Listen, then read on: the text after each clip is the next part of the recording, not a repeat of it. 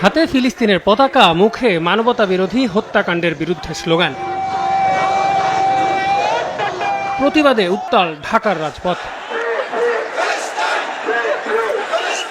সোমবার বিকেলে জাতীয় মসজিদ বাইতুল মোকাররমের সামনে এসব দাবি নিয়ে বিক্ষোভ মিছিল করে বাংলাদেশ জামায়াতে ইসলামী ঢাকা মহানগর দক্ষিণ। আর উত্তরের আয়োজনে বিক্ষোভ মিছিল হয় রাজধানীর মহাখালীতে। জাতিসংঘ এমন বর্বরতায় চুপ থাকার সমালোচনা করেন দলটির ঢাকা মহানগর দক্ষিণের আমির। মিছিল পূর্ব সমাবেশে তিনি ইসরায়েলকে নিষিদ্ধ করার লিখিত দাবি রাষ্ট্রীয়ভাবে জাতিসংঘের কাছে পাঠানোর দাবি তোলেন।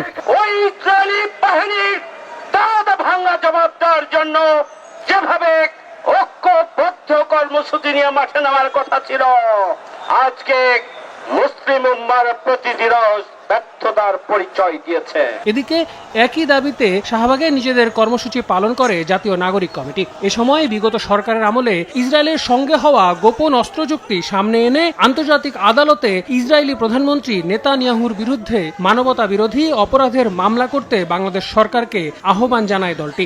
তারা প্যালেস্তাইনে জন্ম নিয়েছে এবং তারা সেখানকার অধিবাসী এবং বসবাসকারী। এই অপরাধে তাদেরকে পৃথিবী থেকে নিশ্চিহ্ন করে ফেলার যে প্রক্রিয়া চলছে, সেটার প্রতি আমাদের ঘৃণা। ইসরায়েল এখনো পর্যন্ত উপনিবেশবাদী মানসিকতা লালন করে একটি জনগোষ্ঠীকে এথনিক ক্লিনজিং এর মধ্য দিয়ে নিশ্চিহ্ন করবার পায় তারা খুঁজে বেড়াচ্ছে। এর বাইরেও পাসপোর্টে এক্সেপ্ট ইসরায়েল পুনর্বহাল এবং ফিলিস্তিনে ইসরায়েলি গণহত্যা বন্ধে জাতিসংঘ সহ আন্তর্জাতিক মানবাধিকার সংস্থাগুলোর কার্যকর ব্যবস্থা নেওয়ার দাবি তোলে ইসলামী আন্দোলন বাংলাদেশ। রাজধানীর মিরপুর 10-এর গোল চত্বরে গাজায় ইসরায়েলি গণহত্যা বন্ধের দাবিতে বিক্ষোভ মিছিল পূর্ব সমাবেশে এসব কথা বলেন দলটির নেতারা। পাসপোর্টে আবার এক্সেপ্ট ইসরায়েল আপনি আবার বলবৎ করুন। একই দাবিতে বাংলাদেশ লেবার পার্টিও বাইতুল মোকাররমের উত্তর গেটে নিজেদের অবস্থান কর্মসূচি পালন করে। আল আমিন তুষার, সময় সংবাদ, ঢাকা।